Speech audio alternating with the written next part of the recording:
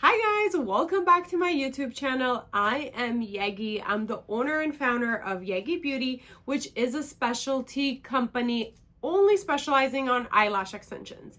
So we have a product line and education, and we work really hard to provide as much as we can to the eyelash community. Now, with that said, this week we're going to do a tutorial on brow lamination, which is literally goes hand in hand with eyelash extensions.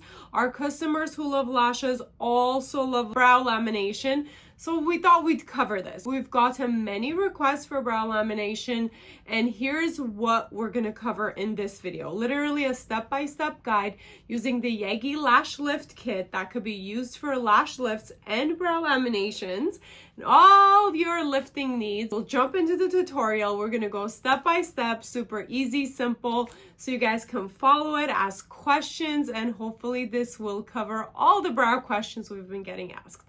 Well, until next time, enjoy the tutorial. Here is how her eyebrows look before we did the brow lamination. The purpose of a brow lamination is to reshape and set the brow hairs in the desired position. We also can focus on giving them a smoother look and a fuller look if we're also applying a tint on during the brow lamination. Great candidates for brow laminations are people who have curly brows or brows that are going in different directions. Even coarse hairs that you want them to look smooth and directed in one direction is a great candidate for brow lamination. Or for somebody who wants to just even have a shine and a flow in the direction of the hairs that are going, can also be a good fit for brow lamination. There are a few different ways of doing a brow lamination, and in this tutorial we are going to mimic the steps of a lash lift with the Yegi lifting and perming kit in order to get the desired shape that we want. First, we are going to use the adhesive that comes with the Yegi Lash Lift Kit in order to shape the eyebrows in the direction that we want them to go. This is just going to hold the eyebrows in place before we apply the solutions to do the lamination or the perming of the eyebrows. Now, first thing you want to do is, of course, consult with the client and see what shape they're desiring. For this client, she really wanted the beginning part of her eyebrows to go straight up, so that's what we focused on with the adhesive to make sure we achieve that goal for her.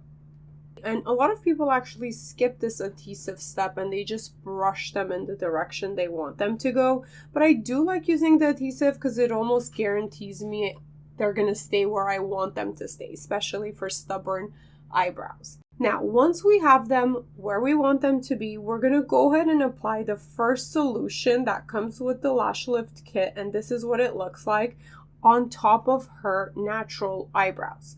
So once we do that, we want to make sure a few things. We want to make sure it's really saturated, all of the hairs are covered, and we put a pretty generous amount, because if any part doesn't get enough of the solution, it's not going to work and it's not going to get the treatment that it needs. After we're done applying the solution to the first eyebrow, we want to start our timer because that eyebrow has already started processing. Now, processing times will vary based on the client and how coarse their hair is, so follow the instructions on your kit for that. And the Yegi Lash Lift Kit does come with a guideline of how long you want to leave it. For her, she did have pretty coarse eyebrows, so we did go ahead and leave it on for a little bit over 15 minutes before we cleaned off the solution and applied the second solution to lock it in. Now, during this processing period, it is important to brush the eyebrows again in the desired shape that we want them, because it is breaking down the DNA and the bonds of the hairs, and then we're going to lock it in into that new shape. So make sure that if they are moving as the product is processing, you are kind of brushing them in place throughout the processing time. Next, we are going to use end papers or wax paper or even a saran wrap, plastic, anything to really hold the product in and not let it dry out in order for it to keep processing. So that's the purpose of that end paper that you see on her eyebrows. Like I said, a lot of people use saran wrap or plastic over it. you can feel free to use either or, as long as the product is not drying out. And if you feel like it is drying out, you do want to apply a little bit more, because if it's not saturated, it will stop working. Next, we are using these micro brushes, and we sell this on our website as well at yegibeauty.com. They're tiny, tiny brushes in order to, again, shape the eyebrows in the direction that we want them to go. They are disposable, so make sure you are being sanitary and using new ones on each client. We want to make sure we don't spread any infections, follow your sanitation and disinfection rules, and if you need help on that and you have no idea what I'm talking about, make sure to look it up. We always want to follow sanitation and disinfection in the beauty industry. We are now going to apply the second solution on her eyebrows. We don't want to fully wash or clean off the first step. All we're doing is we're removing it with the dry cloth or gauze or anything you have that's lint free, even Q-tips or lip ones.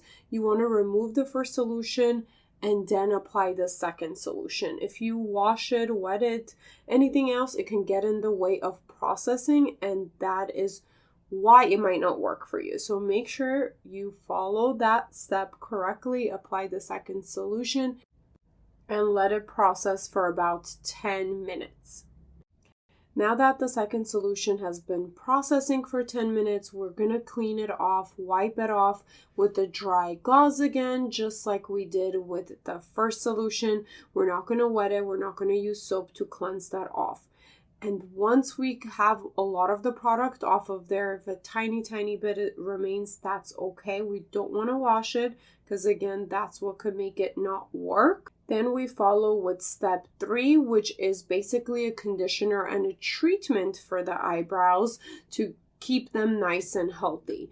And that's also what you want to apply in order to do a treatment on eyelashes after a lift or a brow. You just leave it on for about 5 minutes for the hairs to absorb the nutrients from it. And then again, you wipe it clean. We don't wash it after this step either. Now that it's been about 5 minutes and our eyebrows are nice and treated, we're going to go ahead and wipe step 3 off again with the dry gauze. And we're going to go ahead and use a little bit of step 4 cleansing solution to get any adhesive off of her eyebrows. And that will pretty much conclude our brow lamination process. Now, keep in mind, we don't want to use water, we don't want to use soap, because that really can get in the way of the lamination or eyelash lift. Well, thank you for watching. I hope you enjoy this. Please comment below. Let me know if there's anything else you guys want to learn that's related to eyelash extensions. That's my specialty. And also, if you have any feedback for the brow lamination, or if you want to learn more, feel free to follow us on social media as well. We share a lot of information out there too. And you can always email us for customized questions. Again, until next time, bye.